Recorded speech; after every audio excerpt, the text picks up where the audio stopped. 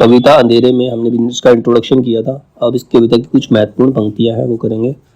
वह रहस्यमय व्यक्ति अब तक न पाई गई मेरी अभिव्यक्ति है, पूर्ण अवस्था वह निज संभावनाओं निहित प्रभावों प्रतिभाओं की, मेरे परिपूर्ण का आविर्भाव, हृदय में रिस रहे ज्ञान का तनाव वह आत्मा की प्रतिमा। मतलब अपने आप को ही बता रहा है कि वह एक रहस्यमय व्यक्ति है, अब तक ना मरे, जिसकी अभिव्यक्ति अब तक पाई नहीं है। वो ऐसी अवस्था है जिसमें निज संभावनाएं, उसकी प्रतिभाएं, सब कुछ उसके अंदर समाया हुआ, उसकी आत्मा की खुद की प्रतिमा है वो। यह भी तो सही है कि कमजोरियों से ही मोह है मुझको, इसीलिए टालता हूं उस मेरे प्रिय को। मतलब अपनी कमजोरियों से पार नहीं पाना चाहता, अपनी कमजोरियों से उसे मोह हो गया है, अपने आप को ही बता रहा है। कवि जो है, कवि की आत्मा जो है उसको खुद को बता रही है कि तुझे अपनी कमजोरियों से प्रेम हो गया है, तू आगे बढ़ना नहीं चाहता, इसीलिए तू हर चीज को टालता रहता है। वह बिठा देता है तुंग शिखर के खतरनाक खुरदरे का गार तट पर। तुम्हारा मन ही है तुंग शिखर, मतलब जिसकी चोटी जो है बहुत छोटी सी है, मतलब पैनी, उसके ऊपर तेरे को बिठा दे, जो कि बहुत खतरनाक है। ठीक है, क्या करूं क्या नहीं करूं मुझे बताओ। अब वो कवि कह रहा है, अपने मन से पूछता कि मैं क्या करूं और क्या नहीं करूं।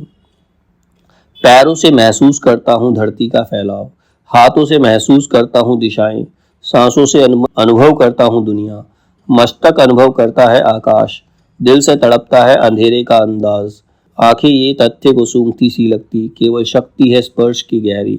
मतलब कह रहा है मैं धरती को अपने पैरों से महसूस कर सकता हूँ, दिशाओं को, जो डायरेक्शंस होती हैं उनको अपने हाथों से महसूस कर सकता हूँ, इस दुनिया को अपने सांसों से अनुभव कर सकता हूँ, आकाश को अपनी बुद्धि से अनुभव कर सकता हूँ। मेरा दिल जो है, मेरा जो दिल है वो अंधेरे में तड़प रहा है और मेरी आंखें इस तथ्य को सूंघती हैं, केवल शक्ति है मेरे अंदर, केवल स्पर्श की शक्ति रह गई है, अब कुछ कर नहीं पा रहा है वो। घना व डरावना अवचेतन ही जुलूस में चलता, अब उससे चारों तरफ अंधेरा ही अंधेरा नजर आ रहा है, वो लग रहा है कि वो एक जुलूस में चलता जा रहा है, एक अंधेरे के अंदर जुलूस चल रहा है, उसी के पीछे पीछे चलता जा रहा है। यहाँ ये दिखते हैं भूत पिशाच काए, भीतर का राक्षसी स्वार्थ अब साफ ऊपर आया है, छुपे हुए उद्देश्य यहाँ निखर आए हैं।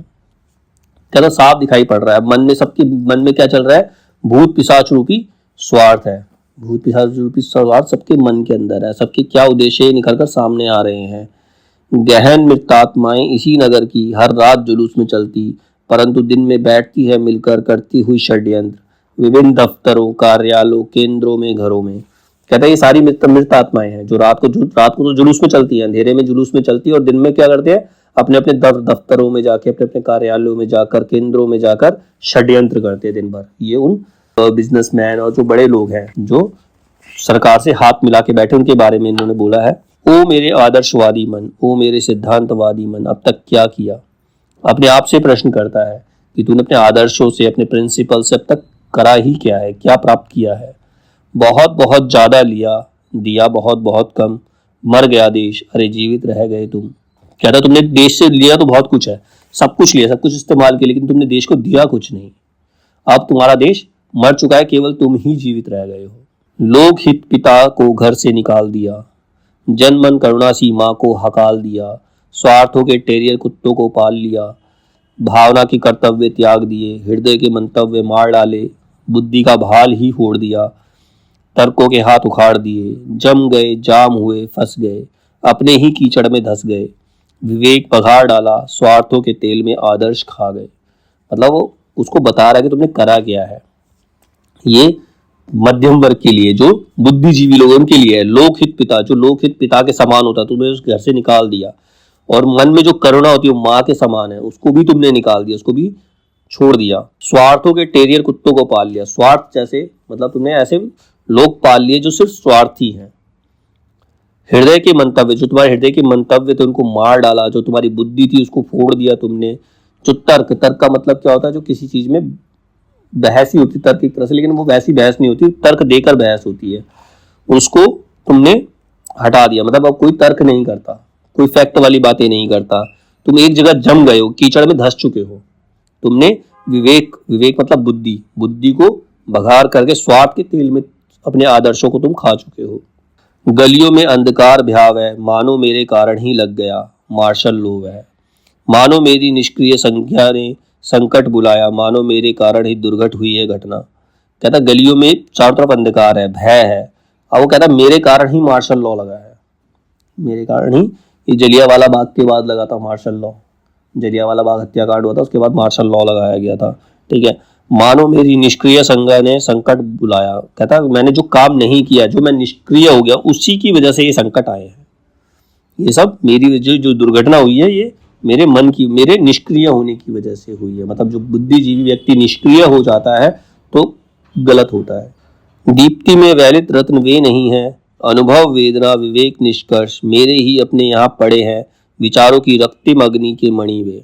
दीप्ति में मतलब अभी जो लोग हैं ये रत्न नहीं रह गए। रत्न क्या होता है? आग में पड़कर और ज्यादा चमकता है वो, लेकिन अब लोगों के अंदर वो बात रह ही नहीं गई है, सब कठपुतली बन चुके हैं, शासन के हाथ की कठपुतली।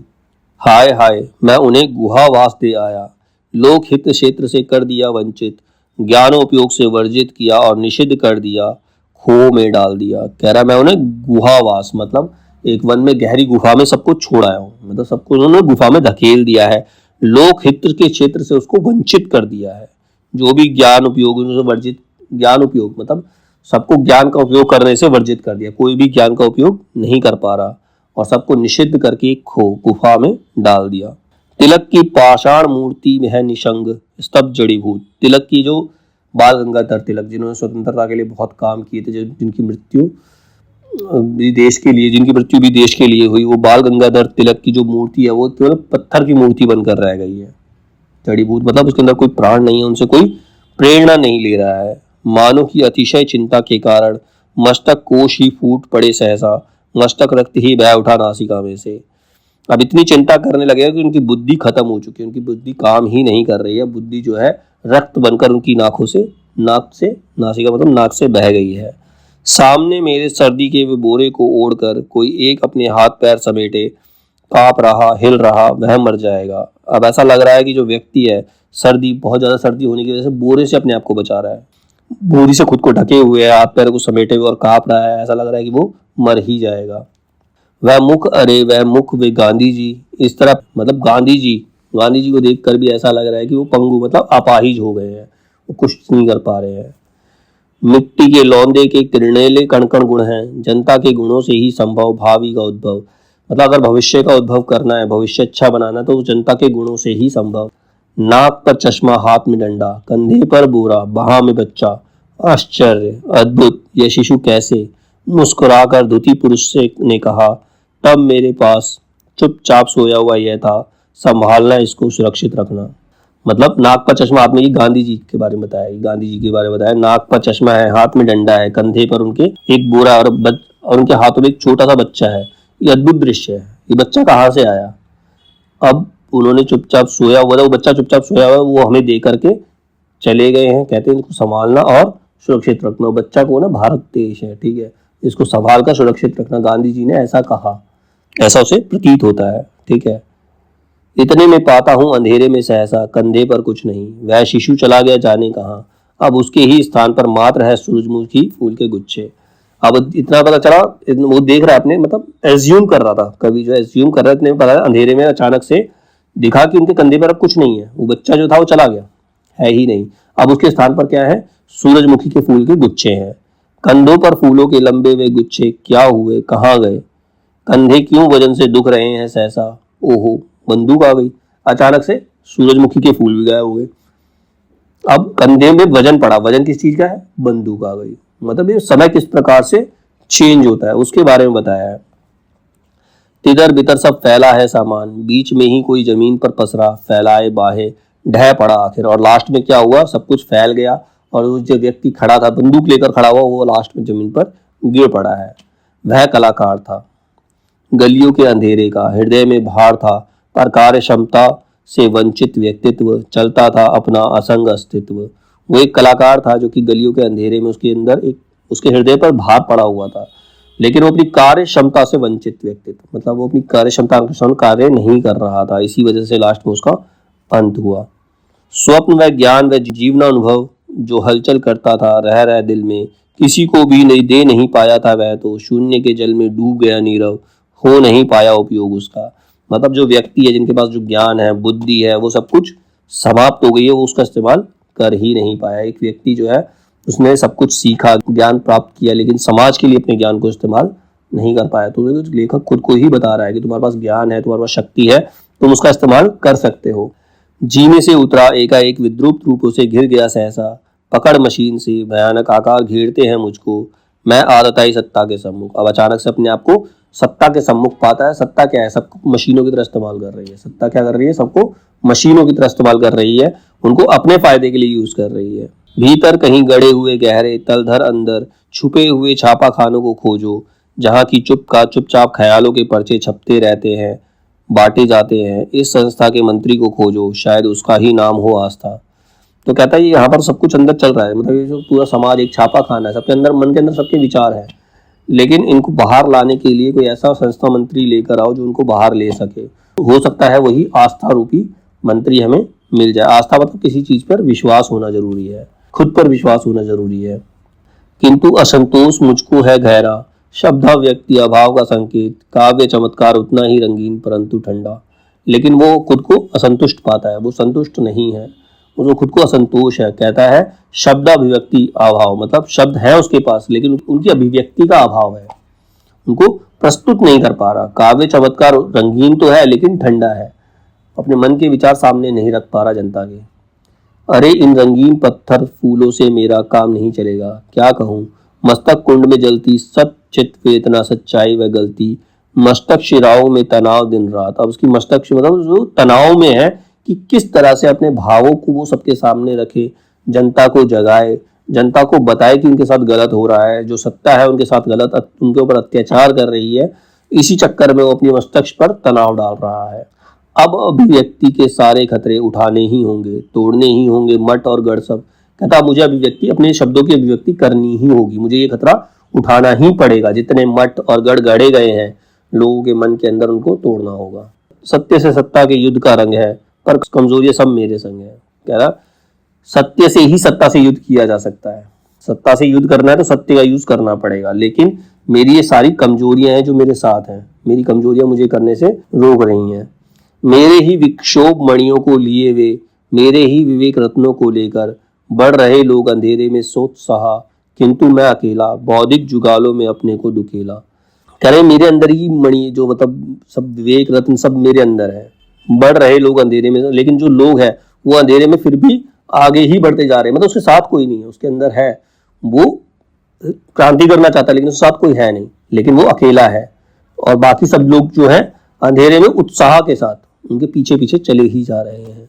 स्वप्नों की कोमल किरणों का पानी, घनीभूत संगनित धुतिमान, शिलाओं में परिणत, ये सब दृढ़ीभूत कर्म शिलाएं हैं, जिनसे कि स्वप्नों की मूर्ति बनेगी सस्मित सुख कर, जिसमें उद्गत क्रियाशील किरणें ब्रह्मांड भर में नापेंगी सब कुछ। तो वही कह रहा स्वप्नों की कोमल किरणों का पानी, मतलब जो मेरे स्वप्न है, जो स्वप्नों की किरणें हैं वही मेरे कार्य को अभिभूत करेंगी, मेरी कर्मशिलाएं उसी से बनेंगी। और मेरे स्वप्नों की मूर्ति है, स्वप्नों की सुख बनी मूर्तियां हैं, वो क्रियाशील होंगी और ब्रह्मांड में सब कुछ नापेंगी। वर्तमान समाज चल नहीं सकता, पूंजी से जुड़ा हुआ हृदय बदल नहीं सकता, स्वतंत्र व्यक्ति का वादी छल नहीं सकता मुक्ति के मन को जन को।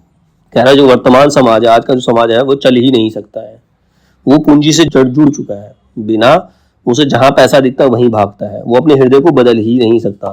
अब मन व्यक्ति को स्वतंत्रता नहीं चाहिए, उसके मन को मुक्ति नहीं चाहिए, वो अपने आप को ही छले जा रहा है। पथरीले चेहरों की काफी एक कसी ड्रेस घूमते हैं यंत्रवत, बेपहचाने से लगते हैं वाकई, कहीं आग लग गई कहीं गोली चल गई। अब ये सारे पथरीले चेहरे, कहीं ड्रेस में, मतलब उनके चेहरे पे कोई अभिव्यक्ति नहीं है, उनके चेहरों पे कुछ मुस्कान नहीं है, मतलब कुछ भी नहीं है, उनके चेहरे पे कुछ दिखाई नहीं देता, पत्थर की तरह चेहरे हो चुके हैं, यंत्रवत मशीनों की तरह वो घूमते हैं ड्रेस पहनकर, और अपने आप को खुद को ही नहीं पहचान पाते। अब कहीं पर आग लग जाती है, कहीं गोली चल जाती है, कोई फर्क नहीं पड़ता, उन्हें जिस तरह चलना है उसी तरह वो चलते चले जाते हैं। सब चुप, साहित्यिक चुप, कविजन निर्वाक, चिंतक शिल्पकार नर्तक चुप है, उसके ख्याल में ये सब गप है मात्र किंवदंती। रक्त पाई वर्ग से नाबी नाल बुद्ध ये सब लोग, नपुंसक भोग शिरा जलों में उलझे, प्रश्न की उथली सी पहचान, रात से अनजान वाक रुदंती। कह रहा सब चुप है, साहित्यकार चुप है, कवि चुप है, चिंतक जो है वो चुप हैं, शिल्पकार नर्तक जितने भी कलाकार हैं सबके सब चुप है। उनके हिसाब से जो मैं बोल रहा हूँ वो सब गप है, सिर्फ किंवदंती मतलब जो बोली गई बातें हैं, मतलब से जो बातें किंवदंती मतलब जो फेमस हो जाती है बातें सिर्फ बोलने के लिए, आदर्शवादी बातें, कोई इसको सुनने के लिए तैयार नहीं है। सभी लोग नपुंसकों की तरह शिरा जलाओ जालों में डूबे पड़े हैं और वो प्रश्न की उथली सी पहचान रात से अनजान है। वो चलते जा रहे हैं, इसी अंधेरे के अंदर आगे बढ़ते चले जा रहे हैं। बौद्धिक वर्ग है कीर्तदास, किराए के विचारों का उद्भास, बड़े बड़े चेहरों पर स्याहियां पुत गई, नपुंसक सरश्रद्धा सड़क के नीचे की गटर में छिप गई, कहीं आग लग गई, कहीं गोली चल गई। अब क्रांति तो हुई, कह रहा बौद्धिक वर्ग कीर्तदास, मतलब वो दास बन चुका, पूरा बौद्धिक वर्ग जो है वो सत्ता का दास बन चुका है, उनके जो विचार है वो किराए के हो गए हैं। मतलब कोई पैसे देगा तो वो अपने विचार बताएंगे, नहीं तो नहीं बताएंगे। बड़े बड़े चेहरे, जो बड़े बड़े लोग थे वो उनके चेहरों पर शाइयां पुत गई हैं, उनके मन की श्रद्धा थी वो सड़क के नीचे जो गटर होते हैं उसके अंदर छिप गए हैं। अब क्रांति हुई है तो कहीं आग लग रही है, कहीं गोली चल रही है, एक एक वस्तु या एक एक प्राणाग्नि बम है, ये परमास्त्र है, प्रक्षेपास्त्र है, यम है, ये सब एक दूसरे को मार देना चाहते हैं। सब कोई क्या है, अपने फायदे के लिए दूसरे को मारने के लिए तत्पर है। प्रत्येक अर्थ की छाया में दूसरा आशय झिलमिलाता सा रहा। परम अभिव्यक्ति, मैं उसका शिष्य हूँ, वह मेरी गुरु है वह। बताओ, लास्ट में एक व्यक्ति कहता है मैं तो शिष्य हूँ, लेकिन जो मेरे अंतरात्मा है वो मेरी गुरु है।